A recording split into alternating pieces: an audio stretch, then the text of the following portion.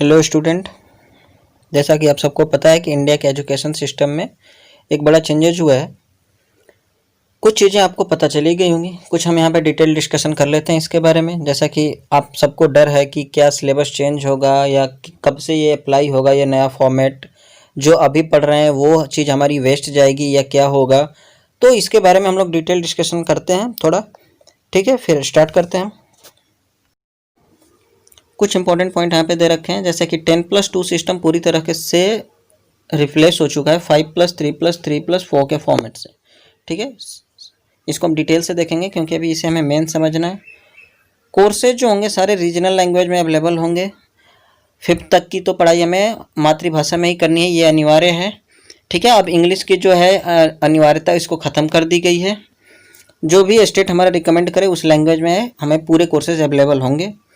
Computer coding और vocational courses, जैसे कि किसी बच्चे का कंप्यूटर कोडिंग में इंटरेस्ट है या कारपेंट्री या इलेक्ट्रिशियन, ऐसे कुछ चीज़ों में इंटरेस्ट है तो उनको लिए भी इंटर्नशिप की भी व्यवस्था कराई जाएगी।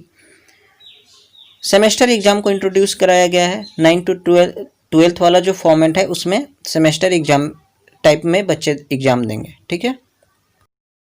रिपोर्ट कार्ड का भी फॉर्मेट जो चेंज हो गया है, पहले जैसा नहीं रहा कि केवल टीचर्स जो मार्क्स देंगे वही रिपोर्ट कार्ड आपका बन के आएगा। अब 3 बेसिस पे होगा, जैसे कि उसके क्लासमेट उसको कितना मार्क्स दे रहे हैं या आप अपने आप को कितना दे रहे हैं और टीचर कितने मार्क्स लगा रहे हैं।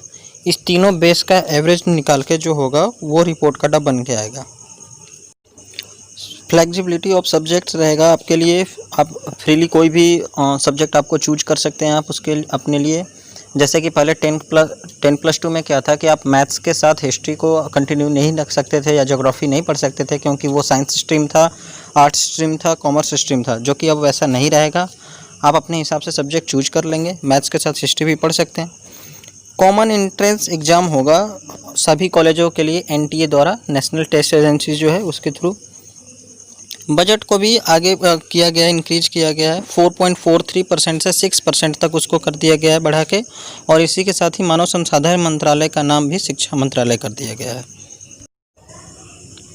अब बात करते हैं 5+3+3+4 के फॉर्मेट की, ठीक है। जिसमें पहला 5 साल फाउंडेशन जिसका नाम दिया गया है, जिसमें पहले 3 साल प्री प्राइमरी कहलाएंगे और सेकेंड 2 साल जो है वो क्लास 1 और क्लास 2 के लिए, यानी इसमें टोटल 5 साल लगने वाले हैं। जो 3 ईयर का प्रोग्राम है वो एज 3 से 6 ईयर के बच्चों के लिए है, वो आंगनवाड़ी NCKG अब जो भी बोलो वो उसमें आएगा। और 2 साल जो है क्लास 1 और क्लास 2 के लिए एज 6 to 8 ग्रुप का है। अब बात करते हैं फर्स्ट 3 ईयर की, जिसमें क्लास 3 to 5th को रखा गया है। फ्यूचर प्रिपरेटरी स्टेज इसका नाम रखा गया है। एज 8 ईयर से लेकर 11 ईयर्स तक के स्टूडेंट्स को इसमें रखा गया है, जिसमें आपको क्लासरूम लर्निंग इसी ग्रुप से स्टार्ट होगा, जिसमें आपको math, science, social studies, humanity जैसे सब्जेक्ट इंट्रोड्यूस कराए जाएंगे। यहाँ से अब प्लेइंग गेम बेस्ड भी आपको ये पढ़ाया जाएगा। ये गेम्स एज ए सब्जेक्ट भी रहेंगे, ऐसा नहीं कि ये एक्स्ट्रा और एडिशनल बन के रह जाएंगे। तो यहाँ से ये चीज़ें रहेंगी। बात करते हैं सेकेंड 3 ईयर्स की, जिसमें क्लास 6 to 8 को रखा गया है। एज ग्रुप है 11 ईयर्स से 14 ईयर्स। मिडिल स्टेज इसका नाम दिया गया है। इसमें experimental studies, science, maths, social studies, humanities, एजिटीज रहेंगे। एक्स्ट्रा करिकुलम एक्टिविटीज़ भी होंगी। 2 चीज़ इंट्रोड्यूस की गई है इसमें, वोकेशनल इंटीग्रेशन कोर्सेज या कंप्यूटर कोडिंग। जैसे कि जिन बच्चों का अगर कंप्यूटर में इंटरेस्ट है तो कोडिंग उनको या प्रोग्राम एप्लीकेशन बनाने ये सिखाया जाएगा उसी टाइम से। और वोकेशनल इंटीग्रेशन कोर्स में जिन बच्चों का जैसे कि कारपेंट्री या इलेक्ट्रीशियन या ऐसे कुछ फील्ड में खास इंटरेस्ट है तो उनको वो काम की भी इंटर्नशिप दी जाएगी, यानी कि कुछ दिनों उनके लिए बैगलेस क्लासेस की भी व्यवस्था रहेगी। अब बात करते हैं लास्ट 4 ईयर्स की, जिसमें क्लास 9 to 12 को रखा गया है, जिसे सेकेंडरी स्टेज बोला गया है। एज 14 से लेके 18 ईयर्स तक के स्टूडेंट आएंगे इसमें। गोल ओरिएंटेड रहेगा ये ग्रुप। चॉइस ऑफ सब्जेक्ट आपके पास रहेंगे। फ्रीली आप सब्जेक्ट कोई भी चूज कर सकते हैं। हिस्ट्री चाहें तो इसके साथ मैथ्स को कंटिन्यू कर सकते हैं। जैसा कि पहले आर्ट्स, साइंस, कॉमर्स में ये जो डिवाइड हो जाता था वो अब चीज़ नहीं रहेगा। आप 9 से ही सब्जेक्ट चूज करने के लिए आज़ाद रहेंगे। आप जो भी सब्जेक्ट्स चाहें वो बंडल ग्रुप आप सब्जेक्ट्स का बना सकते हैं, आपकी मर्जी रहेगी इसमें। बोर्ड एग्ज़ाम का यानी लेस स्ट्रेस रहने वाला, कम प्रेशर रहेगा आप पे।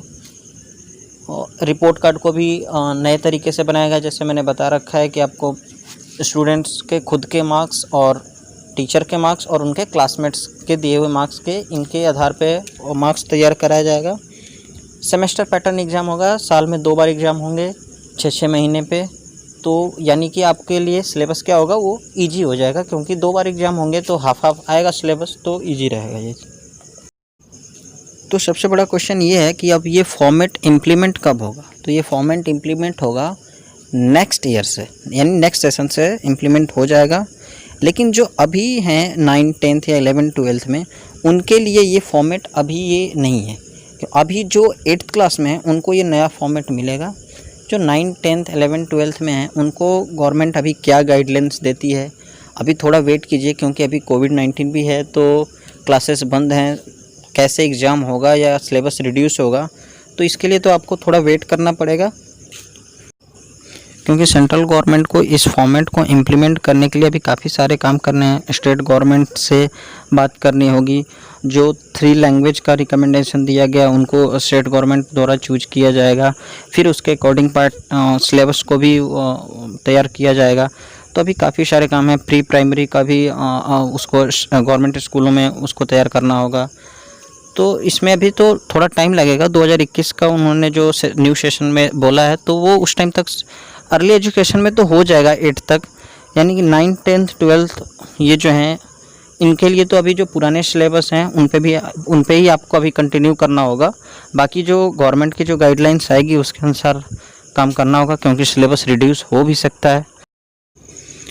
अब कुछ चेंजेज कॉलेज एजुकेशन में भी हो रखे हैं, जैसे कि कॉमन एप्टीट्यूड टेस्ट जो कि नेशनल टेस्ट एजेंसी द्वारा होगा। जैसे पहले अगर किसी के परसेंटेज कम आ जाते थे तो उनको अच्छे कॉलेज में एडमिशन नहीं मिलता था, लेकिन अब ऐसा नहीं होगा। वो फिर से कॉमन इंटरेस्ट टेस्ट देके वो अच्छे कॉलेज में एडमिशन पा सकते हैं। मल्टीपल एंट्री एग्जिट स्कीम रखा गया है। एकेडमिक बैंक्स ऑफ क्रेडिट्स होगा, यानी आप जो भी कोर्स करेंगे उसके क्रेडिट्स जो होंगे आपके डिजी लॉकर में जमा हो जाएंगे। ठीक है। अब अगर यूजी कोर्स जो है 3 और 4 ईयर का, लेकिन इसमें क्या है कि अगर आप फर्स्ट ईयर के बाद अगर आप अपनी पढ़ाई डिसकंटिन्यू कर दिए, चाहे वजह कोई भी हो, फाइनेंशियल कंडीशन या फैमिली कंडीशन जो भी हो, अगर आप चाहें तो उसको फिर से कंटिन्यू कर सकते हैं 2 या 3 साल बाद, जो एक सर्टेन पीरियड होगा। लेकिन पहले के जो फॉर्मेट में था हम उसको कंटिन्यू नहीं कर सकते थे, फिर शुरू से हमें पढ़ना पड़ता था, जो कि अब वो चीज़ नहीं रह गया। अगर आप फर्स्ट ईयर करके पढ़ाई करके छोड़ देते हैं तो आपको सर्टिफिकेट मिलेगा। सेकेंड ईयर अगर कंप्लीट करते हैं तो डिप्लोमा मिलेगा। थर्ड ईयर करते हैं कंप्लीट तो आपको डिग्री मिलेगा, और 4 ईयर कंप्लीट करने के बाद डिग्री विद रिसर्च के साथ मिलेगा आपको। पोस्ट ग्रेजुएट को 1 या 2 साल का कर दिया गया है, 1 से 2 साल तक। एमफिल को रिमूव कर दिया गया, सिस्टम से डिसकंटिन्यू कर दिया गया। और बीएड के कोर्सेज़ में भी चेंजेज कर दिए गए हैं, जो कि अब 4 साल का हो गया है। 2030 से जो मिनिमम जो अगर रिक्वायरमेंट होगी टीचिंग जॉब के लिए तो वो 4 साल वाली बीएड होगी। कॉलेज के सिलेबस भी आपको मल्टीपल लैंग्वेज में अवेलेबल रहेंगे। एग्ज़ाम जो स्कूल का हो या कॉलेज का हो तो डिस्क्रिप्टिव और ऑब्जेक्टिव दोनों बेस पे लिए जाएंगे, क्योंकि अब रट्टाफिकेशन को पूरी तरह से सिस्टम से हटाना है। तो यानी चीज़ें अभी और भी क्लैरिफिकेशन आना बाकी है, गवर्नमेंट की तरफ से गाइडलाइंस आएगी, क्योंकि अभी पूरी तरह से सिलेबस के रिकॉर्डिंग फॉर्मेट का तो पता चल गया, पर सिलेबस का अभी न्यू सिलेबस जो आएगा, जो किताबें होंगी उनके बारे में थोड़ा क्लैरिफिकेशन आना बाकी है। तो अपडेट्स आएंगे। तो आप अपना स्टडी को कंटिन्यू रखिए, ऑनलाइन पढ़ रहे हो या जैसे भी पढ़ रहे हो, आप अपनी स्टडी जो पुराने सिलेबस ही हैं आप उस पर कंटिन्यू कीजिए। जो भी आएगा गवर्नमेंट की तरफ से गाइडलाइंस जब भी आएंगे उसके साथ अपडेट के साथ हम चलेंगे। ठीक है, तो आप अपनी पढ़ाई को कंटिन्यू कीजिए। ठीक है, थैंक यू।